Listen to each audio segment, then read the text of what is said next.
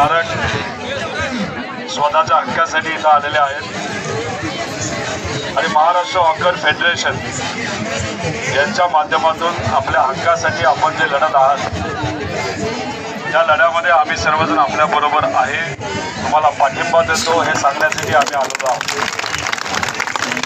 2014ला केंद्र सरकारने त्यावेळेस काँग्रेस राष्ट्रवादीने आपल्या विचाराचं सरकार होतं।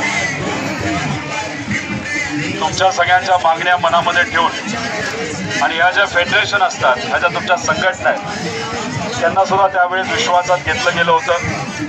आणि मग एक कायदा तुम्हाला प्रोटेक्शन देण्यासाठी, तुम्हाला कुठलीही अडचण येऊ नये यासाठी एक कायदा बनवला गेला होता।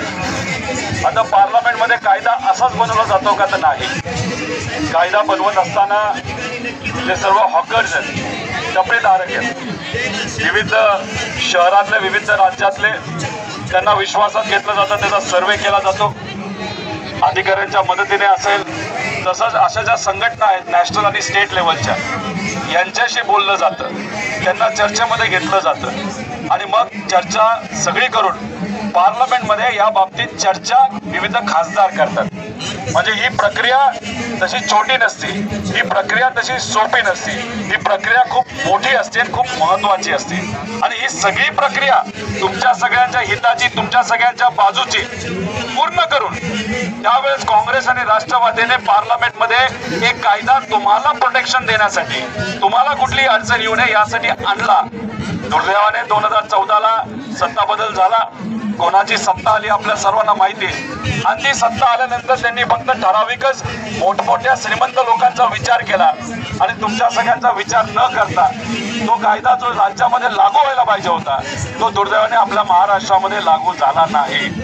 मला आपल्या सर्वांना विचारायचंय की तुमच्याकडे जी टपरी असेल, हातगाडा असेल, त्याच्यावर जो काही व्यवसाय तुम्ही करता, त्याच्यावर तुमचं घर चालतं का नाही चालत? पण तुम्ही तुमचं घर चालावं, तुम्ही कदाचित कमी शिकलेला असला तरी तुमचा प्रयत्न काय, त्या हातगाड्यावर नाही तर त्या टपरीवर 4 पैसे अधिकचे कमवावे आणि आमच्या मुलामुलींना आम्हाला शिकवता यावं। आणि जो व्यवसाय आम्ही करतो ते आमच्या मुलामुलींना करू नये, त्यांना वेगळं काहीतरी करता यावं, चांगल्या कंपनीमध्ये, IT कंपनीमध्ये काम करावं, एखादा अधिकारी बनावं, डॉक्टर बनावं, एवढं स्वप्न आहे ना आपलं। आणि हे स्वप्न तुमचं पूर्ण होण्यासाठी 2014ला कायदा बनवला होता। तुम्हाला प्रोटेक्शन, तुम्हाला कोणी हाकलू नये, तुम्हाला कुठे साईडला करू नये, तुम्हाला तिथंच राहून तुमचा व्यवसाय करता यावा आणि त्याच्यामुळे उद्या जाऊन तुमची पुढची पिढी हाच व्यवसाय न करता काहीतरी वेगळा करावा, काहीतरी मोठं व्हावं, या हेतूतून जो कायदा आणला त्याला पाठिंबा आपल्याला द्यायचा आहे आणि आपल्या राज्यामध्ये येत्या काळामध्ये तो लागू व्हावा यासाठी ज्या पद्धतीने तुमचं फेडरेशन प्रयत्न करतंय, तसेच आमच्या संघटनेचे पदाधिकारी सुद्धा इथं आले, पवार साहेबांच्या मार्गदर्शनाखाली चालणारे। तर आम्ही या 2024 पर्यंत या सरकारला भाग पाडू तुमच्या सर्वांचा हा जो कायदा आहे तो महाराष्ट्रामध्ये लागू करण्यासाठी। आणि तो जर लागू नाही झाला तर 2024 नंतर तुमच्या सर्वांच्या विचाराचं सरकार आपल्या राज्यामध्ये येणार आहे आणि ते महाविकास आघाडीचं सरकार तुमच्याबद्दलचा सकारात्मक विचार करून हा कायदा आपल्या महाराष्ट्रामध्ये लागू करेल असा विश्वास या ठिकाणी व्यक्त करतो। तुम्ही सर्वजण उन्हात सुद्धा स्वतःच्या हक्कासाठी लढत आहात, आपल्या आरोग्याची काळजी तुम्ही घ्या।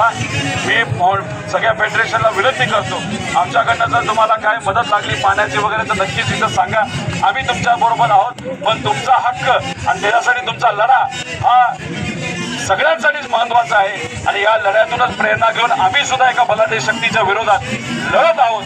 पण लढण्यासाठी लढायचं नाही तर जिंकण्यासाठी लढायचं, एवढंच या ठिकाणी आपल्या सर्वांना सांगतो।